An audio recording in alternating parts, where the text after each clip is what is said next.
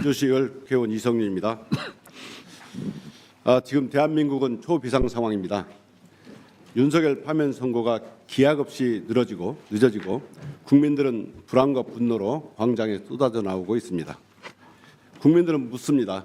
도대체 헌법재판소는 어디에 있습니까? 국민들은 또다시 묻습니다. 헌재가 헌법 수호기관 맞습니까? 국민들은 군경을 동원한 12.3 내란 쿠데타가 사법 쿠데타로 번졌다고 분노하고 있습니다. 이건 다 헌재가 초래한 것입니다.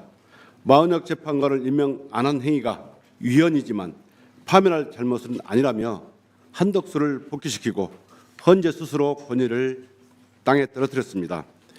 죄를 지었지만 죄인으로 볼 수 없다. 헌법 위반에도 경제가 있고 중범죄가 있습니까? 이러니 최상목 한덕수가 마은혁 임명을 배째라식으로 미루고 있는 겁니다. 윤석열 구속을 취소한 법원, 이해 질서라 즉시 항고를 하지 않는 검찰, 도대체 이런 법적 카르텔이 어디에서 자신감이 나오겠습니까? 바로 헌재 결정을 미루고 있는 데서 나온 겁니다. 전 국민이, 전 세계인이 13 내란을 지켜봤습니다. 윤석열 스스로 선관위에 군대를 보냈다고 자백을 했어요. 모두가 다 아는 결론을 내리는데 헌재가 이렇게 오래 걸리는 일입니까? 오죽하면 헌재에서 결정면으로 노벨상을 받으려고 하는 거냐, 이런 비아냥까지 나오고 있습니다. 윤석열 파면 날짜를 당장 지정하십시오. 윤석열 파면을 질질 끄는 것 자체가 헌재는 헌법을 파괴하고 있다고 보는 겁니다. 정말 재빨리 신속히 윤석열 파면 날짜를 지정하지 않으면 헌법을 파괴하는 헌법재판소로 남을 것입니다. 질문 하나 하겠습니다. 자, 처장님. 예. 이 국민의 편의를 위해서 제가 그 평의 절차를 요약해 봤습니다. 먼저 변론 종결되면 주심이 검토보고 있고 평의에서 재판관 토론을 거쳐서 표결을 하게 되죠. 이게 평결이죠. 이 평결 절차에서 주심이 의견을 개진하고 그다음에 재판관들이 의견을 제시하는데 최근에 임명된 재판관 순으로 의견을 개진하게 되죠.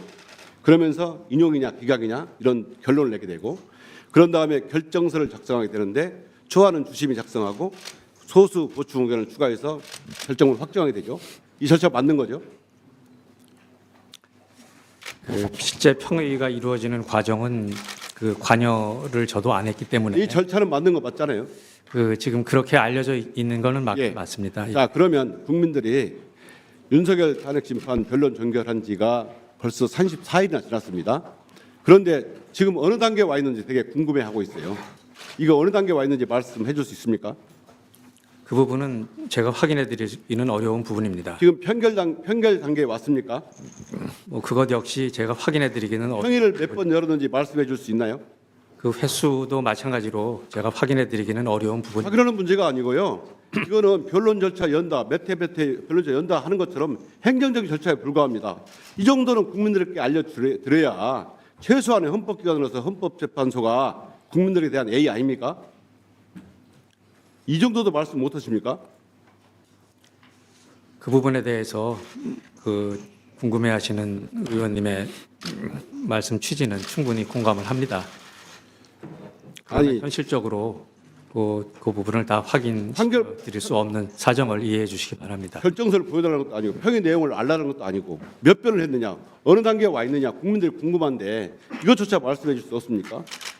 그런데 정말 이 기약 없이 헌법재판소 선고가 늦어짐에 따라서 별의별 소문이 다 돌고 있어요. 최근 어떤 보도를 보니까 재판관들이 정시 퇴근하고 주말에도 쉬고 경조사도 챙기고 심지어는 어떤 재판관은 테니스대회에 참여한다고 그래요. 이게 사실입니까? 저도 그거는 처음 듣는 얘기라서 뭐라고 말씀드리긴 좀 어렵고요.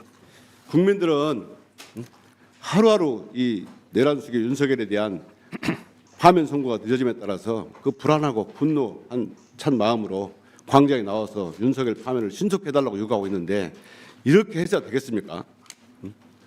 정말 헌재가 30년간 쌓아온 신뢰 하루아침에 날려버리게 생겼습니다. 국민의 불신을 없애기 위해서라도 신속히 파면 길을 정하고 선고해 주시기 바랍니다. 얘기 좀 하겠습니다. 네, 헌재 사무처장님, 예, 이 점은 좀 분명하게 하겠습니다. 헌법재판소가 헌법 수호의 최후의 보루죠. 예, 헌법 수호 기관이죠. 예, 예. 근데 오늘 이 법사위가 열리는 것은 헌법재판소가 혹시 블랙아웃되거나 정지되어서 기능이 못하게 되는 거 아니냐 하는 우려와 걱정 속에서 헌법재판소를 수호하자라는 차원에서 오늘 법사위가 열리고 있다는 점을 좀 알아주셨으면 좋겠고요. 알겠습니다. 또 하나는 저도 소추위원으로 재판장에 계속 가봤지만 처음에 정영식 재판관께서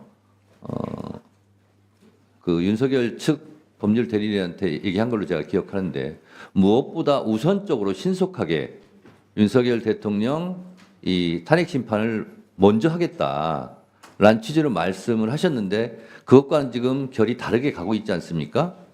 그건 분명하잖아요.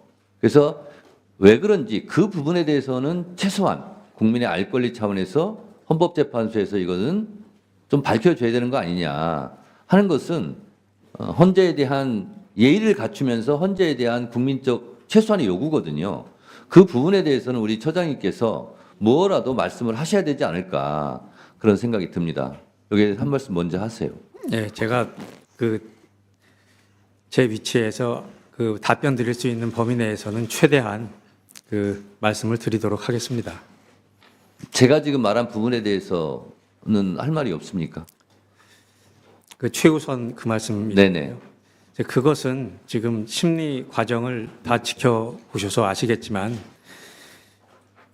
사건 심리할 만한 사항이 상당히 많은 사건이었기 때문에 그런 의미에서 신속하게 하신다고 말씀하신 걸로 이해를 하고 있습니다.